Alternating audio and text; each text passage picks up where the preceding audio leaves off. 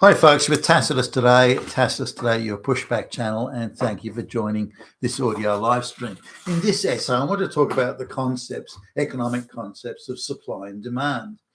Now, it's a fairly simple concept, I guess, but the idea is that wherever demand increases, then demand outstrips the supply and prices increase.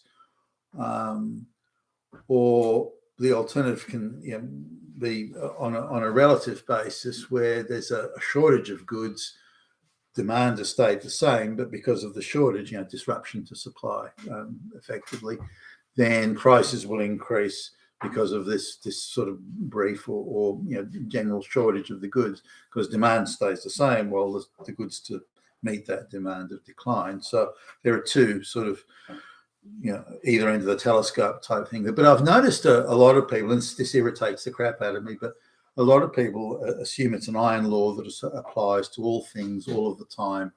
And it's an iron law that cannot be broken, cannot be addressed. So this is absolute nonsense.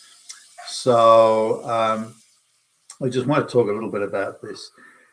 Now, it's true that if there's more people chasing either a decreasing or a fixed amount of goods, then the prices are likely to increase unless there's government intervention of some sort. So that's fair enough. But there are different categories of supply. For example, let's say it's consumer goods, say consumer electronics as an example. So let's say demand for televisions or some electronic household items, say demand increases and there's a shortage of goods, but will price increase? Well, it may, but typically the factory, because it's consumer goods and it's a manufactured item that can be manufactured, all the infrastructure is already in place to manufacture more if needed. So they know the design, they know the spare parts, they know where the parts are needed. The factory is already there. The equipment to run the production lines is already there. The employees are already there. The supervisory staff, the technical staff, everything's already in place. So the company can say, well, gee, demand for TVs has increased, so we'll just run an extra shift, or run an extra 2 shifts. We'll run, instead of running 8 hours a day, we'll run 24 hours a day, or we'll run shifts on the weekends or whatever. But they can quickly respond. So when the stimulus comes in, the stimulus being increased demand, in consumer goods, the response can be pretty quick. If it's not on the same day or the same week, it'll be quick, or the capability is there. Now, the company may decide, you know what, we can now charge more money for these televisions because the demand has increased. So what we'll do is we won't make more televisions to sell more. What we'll do is we'll just make as many as we have, but we'll keep the production quantities the same. But because of this demand increasing, we can now get more money for these televisions, but without having to increase our costs, because we add another shift, that increases our costs, as in, we've got people working an extra shift, we've got to pay them, and the electricity and whatever. So now we'll sell more televisions as a result. So the profit we make from the televisions per sale won't change. That'll stay about the same. And we can sell more goods, so the company will sell more and be more profitable. But we can increase our profit margins and not increase the sales simply by not producing more. So we can artificially rig and jig the market so we can make more money. So that's sometimes a response. But the means to meet that new demand, that increased demand with televisions, the means is there. Run another shift. Open another factory. Well, opening another factory would take time, but you can add another shift and again, work weekends and so on. So that extra demand can easily be met, and prices can be kept. Prices don't need to increase because of that, or if they do increase, it'll be very brief. So the lag time between the stimulus, the increased demand, and the response, increased production, running another shift in the factory, there's quite a close. There's not much, if any, lag time there. Let's say something like there's a sudden big demand for housing. Now, this is whether you call this a planning issue or not, but when all the Western countries, Australia included, US, Britain, and so on, Canada, all decided, and it was a political decision that was made in secret without the agreement of any of the voting populations in those countries. It was an international decision made by the globalist cabal and enforced and imposed on the Western citizenry to do mass migration. Now, with the mass migration, they knew, and the people that made the decisions knew that would increase the demand for housing. But for some reason, they didn't respond to that. There was no big building projects at all. There was zip zero planning. So because of that, the price of real estate, when in Australia, when the mass migration started to sort of kick off noticeably, so you could buy in a middle distance suburb, you could buy a nice house. 3 or 4 bed, 2 bath, 2-car garage, in a decent enough area. You could buy a house like that for $400,000 25 years ago. Today, that same house, unimproved, is pushing $3 million. So that just gives you an idea to the staggering appreciation and inflation on real estate prices. Now, that only happens if you've got a whole lot of people chasing, offshore buyers, the whole lot. So if you go to say a property auction in Sydney, you can have half the universe turning up, but the only people bidding are Indians and Chinese and anything but local people are bidding on the property. It's just become, Australian property is now just some financial plaything, a toy for international buyers.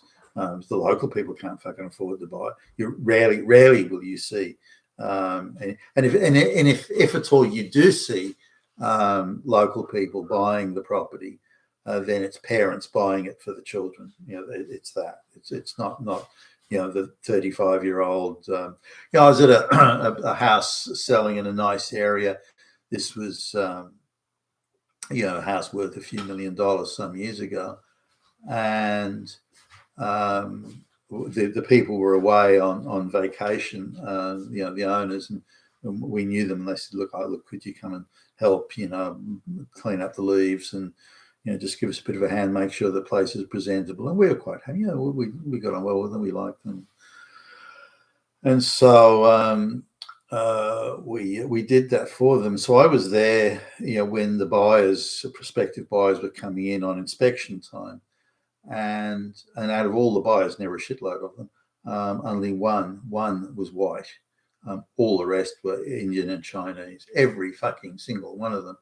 And they were climbing all over the place. I was there one day, again, just doing a bit of tidying up, cleaning out the pool, as it turned out. And this person was climbing over the fence. And I looked, I thought, what are they doing? And it was some Chinese, a woman actually, some Chinese woman said she just wanted to inspect the property.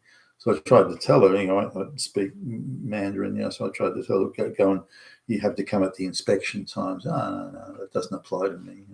I've got millions of dollars to spend for rich Chinese buyers, so I can do what the fuck I want, was her attitude. But it goes to illustrate that the lag time, they could have planned it, they could have coordinated housing building with the level of migration, but nothing like that occurred at all.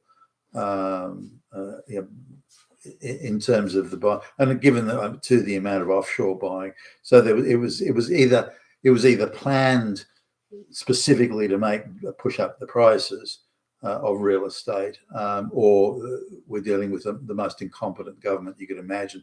But given that it happened all over the Western world simultaneously, it's difficult to believe it's incompetence. It was planned. Nonetheless, the lag time is there. By the time you get approvals, on housing and building, and this assumes that you're opening up new estates for building houses, or you're doing tear downs and putting up blocks of apartments, that sort of stuff. There's a certain amount of planning and permissions and local council and government, paperwork, that sort of stuff. So there's a lag time there. So say even if things are moving along pretty pretty smartly, I mean, a lot of these councils and approval bodies now are stacked with Indians and Chinese anyway that are being bribed to push the stuff through. So these people come from horribly corrupt countries, and they just bring their corruption with them. So some of these things are going through reasonably quickly, but still they just cannot somehow manage to keep up the amount of new people being brought in, and wealthy students and wealthy families are coming in, and they're permitted to buy property as well, and they do. They're just effectively money laundering for the wider family. So the demand for housing was much higher. Even demand for rents in desirable areas. You can have a line of 100 people lining up to inspect a property, and they're more than happy to pay bribes to the real estate agent and so on to be able to jump the line, jump to the front of the line. But nonetheless, the lag time from the demand appearing and the ability to satisfy that demand, building a house or an apartment, there is a lag time there. Even if things move at breakneck speed, it's still, you're still pushing 6 to 9 months before you can put another property on the ground. Maybe a little bit less if it's an existing, say a vacant block of land that's already got a housing approval for it. That can move quickly. But the ability to meet that demand has a lag time. Now let's look at a lag time, say a shortage of skilled workers. Now there's been big changes in the insurance industry, and they just plain won't insure certain, even public works or other building work or even office, rewiring or office renovation, anything at all like that. They won't do allow an insurance policy unless there's 1 million qualified electricians working on the job and employed by the company, for example.